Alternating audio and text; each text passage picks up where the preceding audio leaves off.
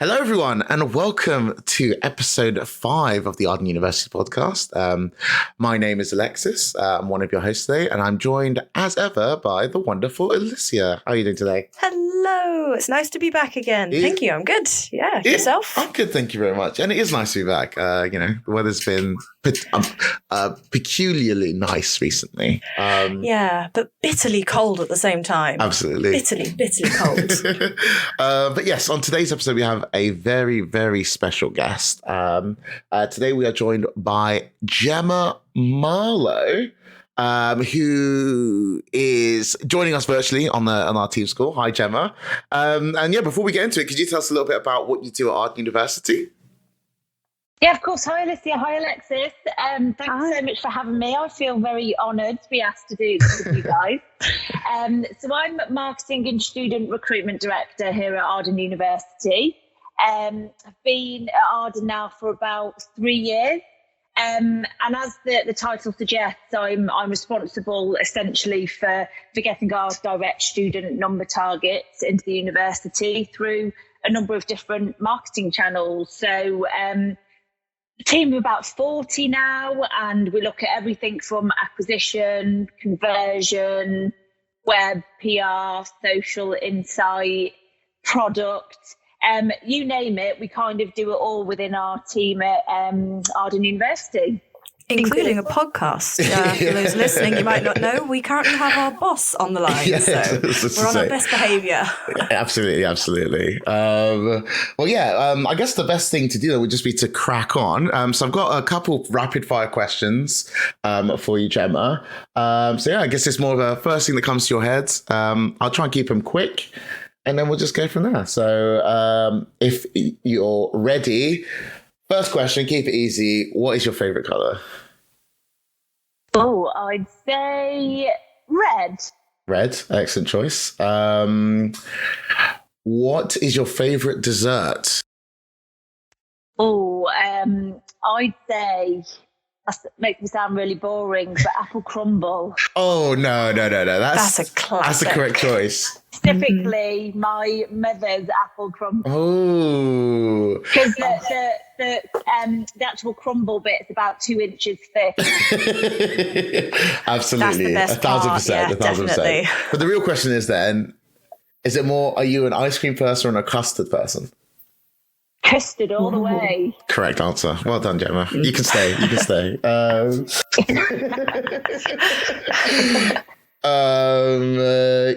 Okay. Do you have any interesting collections of stuff? Do you collect anything? No, again, I'm very boring. My only hobby outside of work, watching TV, walking the dog. So no, I haven't got any crazy doll collections in the attic or anything. Yeah, to be fair, I was asking that one more for dolls collection. Yeah, is this podcast the start of a horror film? And I guess last one then. Are you more of a morning person or a night owl? Definitely a night owl. I'm not a good morning person at all. I have to be because of work. So I'm in meetings often from about 8:39. I was going to say, I'm surprised. I know. But I do have to get warmed up because, I'm not a morning person at all. No, absolutely fair. Well done for, dragging yourself out morning after morning to those horrendous 8:30 meetings. Oh, that sounds rough. Honestly. Okay. Alicia, then, would you like to take away with our sort of first question? All right. Yeah, we've got some nice fun questions, which are slightly less chill, I suppose. All right. Could you give us an overview of your journey towards your leadership role? Yes, I mean, I won't divulge my age, but I've kind of been working. I went into work straight from A-level, so I've been working for quite a long time now, and I think I never really knew what I wanted to do. Which is the reason why I stayed on and did my A-levels, because I was like, okay, let's do this to quite random subjects, so psychology, economics, and PE. And then just went straight into a job from there, really. And and kind of went from, I've worked at banks, worked at NatWest, I've worked at AXA Assurance, I worked at solicitors, a telecommunications company. So I worked in a variety of roles, and they were all okay, but it wasn't particularly anything that excited me too much. It was a means to an end, for me to have some money to go out at the weekends and things like that. So it wasn't really until I was about 21, I think, and I got a job as a marketing and buyer's assistant at Lloyd's Pharmacy. And that's kind of where my journey began. I think that J word, the journey. And I think it often happens like this, that it's an individual that inspires you. And I think at that particular role, I was working for a marketer and a buyer. You were a team of three. You had the buyer, the marketing manager, and then an assistant. And I just had a really fantastic marketing manager. She was extremely kind of someone you'd look up to. She was very well spoken, educated really well, and I was just like, wow, you're amazing at this. And she kind of took me under her role, under her wing, and I became a little mini her really. As part of that, I really enjoyed the buying side of it. I wasn't too bothered about, but certainly the marketing and thinking about what products you would sell in store, where you would put those products, what type of promotion the products would go under. And I was really hungry to learn more and more from her as part of that role. And I did learn a lot from her. And it was then that I kind of thought, you know what, I think I can see me doing this. And that's when I started doing like the CIM professional qualifications. I thought I want to understand a little bit more about this. And I was always very vocal. I was kind of first in, last out in the office. I was very vocal about putting myself forward for projects. Let me own something. Let me prove myself to you. And that's kind of what I tended to do in that role there. And I was lucky enough to kind of go for various different promotions as part of my time there. So I worked, like I say, in the product marketing space. Then I moved into the design team, and then I was part of the web team. And yeah, it kind of all started from there, really. So that's kind of where my passion for marketing started. And then my journey into leadership from there. I think, again, like I said, you always learn something from those people that inspire you and their different management styles as well. And they were always quite trusting of me. And I think that goes quite a long way when someone hands you a project and lets you just get on with it and doesn't micromanage you. And I don't know whether that's been my style naturally, because I'm very much like that, or whether it's something that I learned from them. But either way, that was kind of my journey into marketing. And then in terms of senior roles and leadership, that kind of really started, I'd say about, trying to think now how long ago it was, maybe 12 years ago. I kind of think, is it a case of being in the right place at the right time? I started working at Coventry University.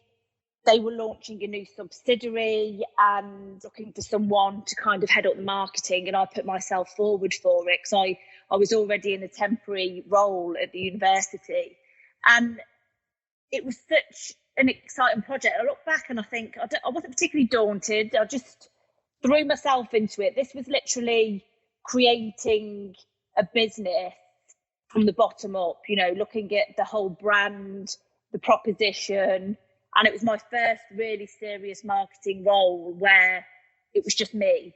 And I was able to build a team based on what I needed to achieve. And it was a really exciting time. And I've actually found myself really enjoying that type of role. So we stayed there, we launched new campuses, and eventually I kind of felt like I'd achieved everything I could there, and came to Arden in a very similar situation, really, quite a new university. And yeah, so I find myself really attracted to that type of business, and being able to grow teams. That definitely explains how our team's expanded so much. It's yeah. It's really fascinating. I'm kind of a little bit inspired hearing about your story now myself. Absolutely. Well, I mean, you spoke a lot about like your time in some of your previous roles and sort of the opportunities that some of your sort of like better management team were able to sort of provide to you and help it sort of expand your skill set and such. So, I mean, it's sort of like, in a broad term, then, what sort of thing do you think makes an effective leader? I think you do have to be adaptable. You have a certain, I think people have a certain organic leadership style, but sometimes that doesn't necessarily work for everyone, and you have to adapt your style based on the team you've got, based on where you work, based on the business objectives that you've got to achieve. But generally, I mean, if I was to describe my leadership style, as I say, it just depends on the situation and company. Are you looking for a textbook answer here, guys? In terms of, I'm a democratic leader, or just generally kind of... That's a good point. Yeah, give us a little bit of the secret sauce. Then I think a lot of you're right. There are a lot of like textbook answers to this question, but from what you've experienced, and I guess perhaps from what you do, are there any sort of things that people don't talk about as much that you do think are quite relevant for being a sort of like well received and a great leader, I guess? I think it is about inspiring others. Like I said, that's how I've kind of gained my passion, is through looking at people and what they've achieved and thinking, yeah, I want a bit of that. And I think any senior manager will kind of tell you that you're only as good as the team that you've got. They're incredibly important. I can't achieve all of my objectives without the team that I've got. And so you have to kind of have a mutual level of respect. You want your team to respect you, but you equally respect them. And I think you have to, like I said, instill confidence in them. And I think that's what I'm all about. I want people to, I'd never want to be the big scary boss or anything like that. But equally, if I've got an objective that I want the team to meet, I want them to also push and challenge themselves to achieve that. And I think it's really important when I look at previous managers and leaders that I've had, that you are willing to get your hands dirty, that also you can understand that the challenges that your team members might have and how to overcome them, and coach and mentor your team through those situations as well. And yet ultimately I want to be able to see my team grow and develop. And I think all of those things are key to becoming an effective leader, I think. I think you have to take the team along on that ride with you. Try and be as transparent as possible. So I think it's really important that the team understand the wider objectives and what we're all working towards to achieve, and that we can all be proud of together. So I think that's really important. You talk about challenges for your teams, but has there been any big challenges that you might have faced as a leader? And have you had any great achievements that you've had as well? I look back on my history, and I don't know whether I've, my experience and everything in my work history, and I don't know whether I blocked out something because it's all very positive. I can't remember ever being really challenged, other than in the roles themselves, where I've had managers challenge me and push me to my limit, which again isn't for everyone. I kind of tend to thrive in those situations. So I think that's the biggest challenge when, it feels sometimes that, like I said, even though you've got a team to support you, the accountability is obviously with you as a senior manager, and that in itself can be quite intimidating sometimes. So I'd say that's probably the biggest challenge, that I've been given this responsibility in a couple of different roles now to grow a business and make it successful. You're given almost like a concept, and you have to bring that to life and make it a reality. And that's probably the biggest challenge, that I've put myself in those types of situations and roles. But like I say, that's something I particularly thrive on. It isn't for everyone. Some people don't like to be challenged and pushed to the limit, and I have been. But, I kind of think there's a saying, I'm really rubbish at remembering particular sayings, but there's one about, that something about how difficult it is makes the achievement at the end of it all the more something to be proud of, I think. So that's what I'd say is probably the biggest challenge, is just the roles and the responsibilities of those roles that I've had over the last probably 12 to 15 years. Okay, so I want to ask another slightly more difficult question again. Sorry, I'm giving you all the harder ones.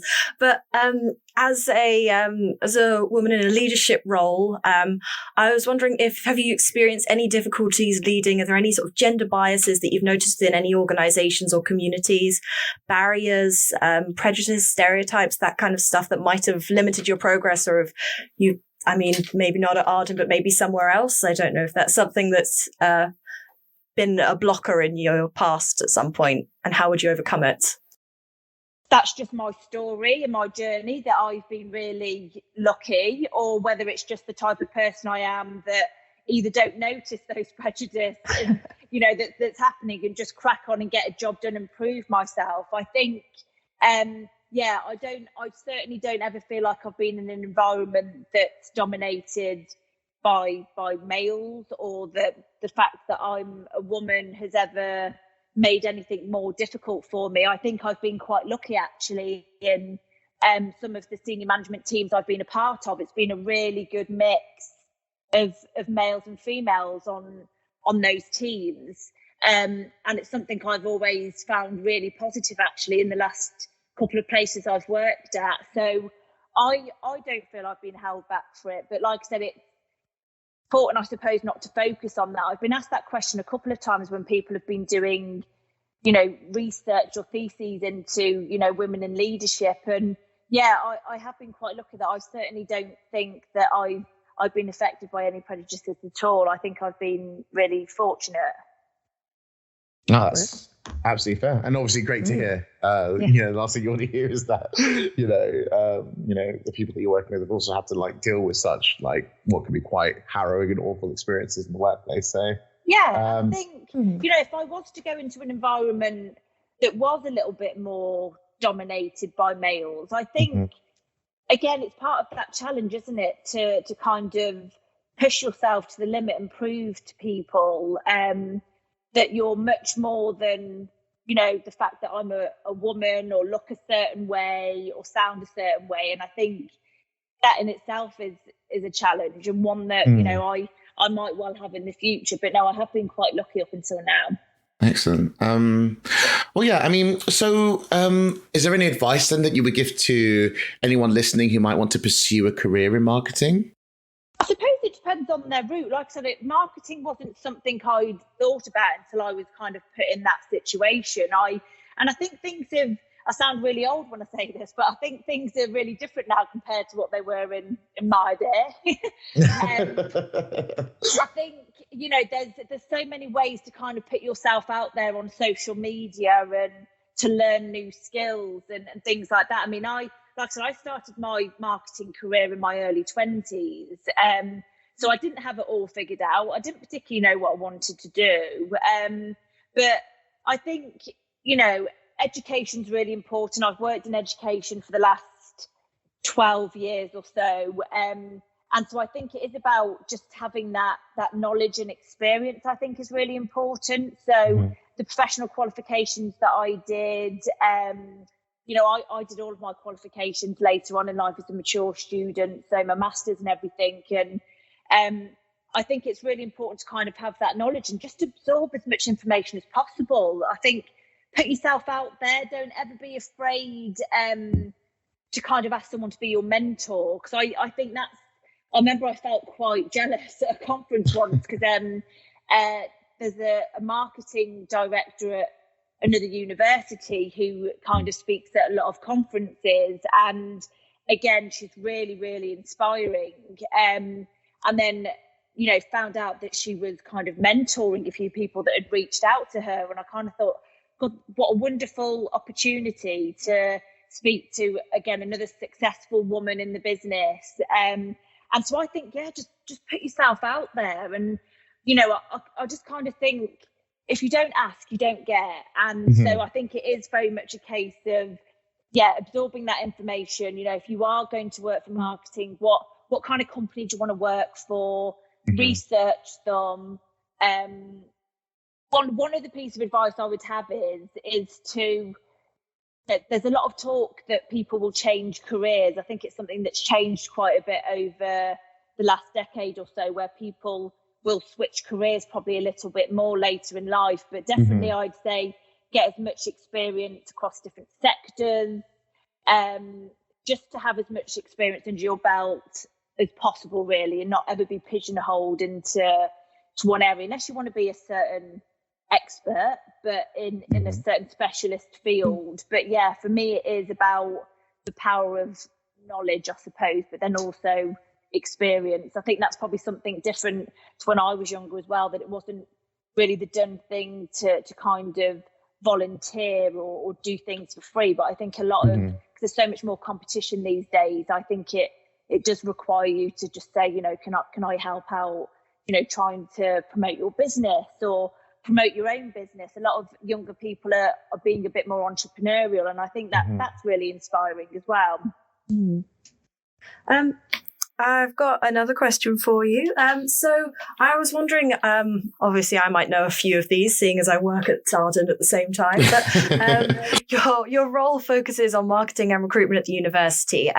But could you give us any insight into any projects that might be happening in the university in the future? Anything that you can, I don't know, sprinkle some interesting stuff that might be coming out and the rest of the world could be finding out about soon? I think, you know, it's no surprise to anyone that works at Arden that it's a really ambitious business and company to work at, which is really exciting. So we're always looking for ways in which we can grow as a business, really, and be successful in that way. And I think there's lots of really exciting growth initiatives that we're constantly working on, whether that's ways in which we acquire leads and enrollments and that sort of thing. And just, I don't know, I think the bigger projects are more for us about that student experience. So I'd say it is about the commercial side of it, which is growth, but then it's also about,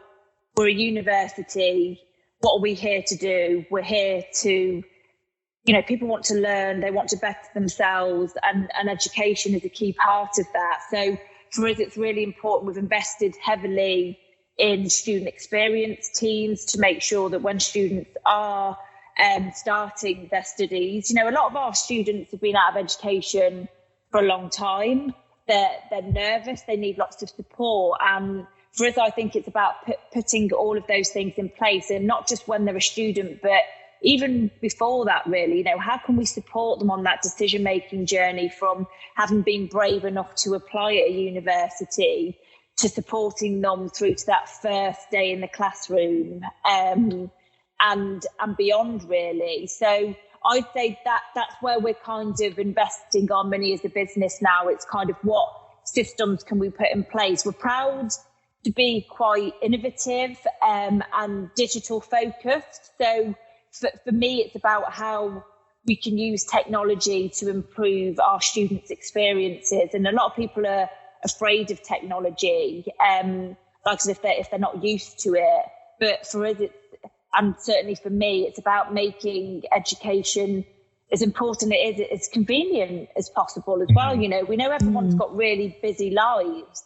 And so for me, it's about making people achieve what they set out to achieve. You know, a lot of people feel like they can't juggle it all.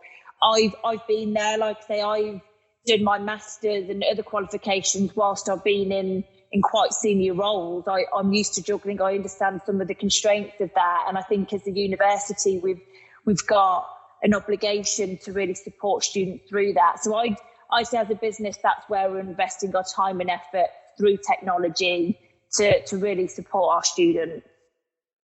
Excellent. And I think, maybe another thing to shout out whilst we got everyone's attention is, as you mentioned, obviously expanding things like the student experience offering and things like that. I mean, over the last year, even during the pandemic, we've seen our student support teams grow. We've added new careers, parts of those teams as well. So we are really doing everything we can, as you said, to help with that, not just the onboarding process, but even whilst you're part of the university, whilst you're studying your course, making sure that the support is as available as it can be to, potential students as possible, really. And I think, we're already starting to see some of the positive results of those sort of changes as well. So it's a lot of exciting things to look forward to. But on the final note then, this one is a little bit lighter, perhaps, depending on the answer, actually. Gemma, do you have a particular quote or mantra that you like to live by, or is there anything that sort of sticks out to you?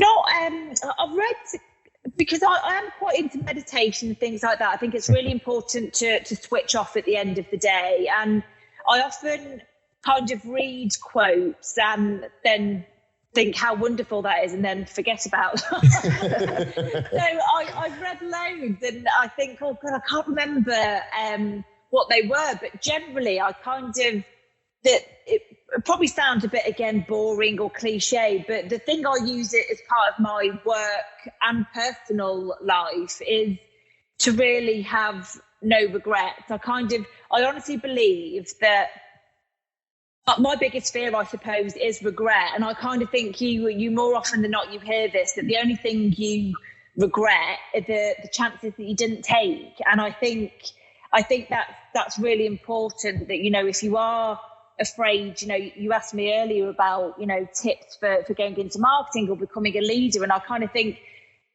don't be afraid. Don't let fear hold you back, because you'll only regret not asking for that promotion or that pay rise or that opportunity. And what's the worst that could happen? So for me, it's always bearing that in mind. And don't be afraid to take a chance on something. Excellent. I think those are great words to live by. I was about to say, 100% agree. I'm so ready. I'm ready for the world now. You should change to motivational speaking if it never works out for marketing for you. You've got a place there. Yeah, if it unworks out in marketing. Yeah. Excellent. Thank you so much for your time today, Gemma. I was going to say, is there anything that you want to plug? But obviously, the university is the answer to that question. It's my motivational. Watch this space, guys, for my podcast. Oh no! Soon we'll be in competition with each other. Oh. No, it's been really fun talking to you both. So, as I say, thanks for having me on, and hopefully what I've said is interesting to people out there. Absolutely. I'm sure it will be, yeah. It's been an absolute pleasure having you on here today. It feels like I got to know you to a deeper level than I already knew you before, which has been really, really nice. So it's lovely to hear about your past. So if you ever want to know anything, just ask. We'll have to kind of bring you back for another episode where we go into a deep dive into your history. Excellent. Well, thank you again thank you to Gemma and Alicia for being on the episode. Thank you to the audience for listening. Of course, you can follow us on all of our social media platforms. We're on Facebook, we're on Instagram, we're on Twitter, we're on TikTok, which I know all the kids are into at the moment. So I think we're also on Pinterest as well, which is interesting. Oh, nice. Right. Well, we should know as the marketing team though. So maybe just we'll crop that one out if we're not on there. Oh no, we are. We definitely are. Okay, wicked. Thank you very much, everyone, and we'll see you again for the next episode. Goodbye.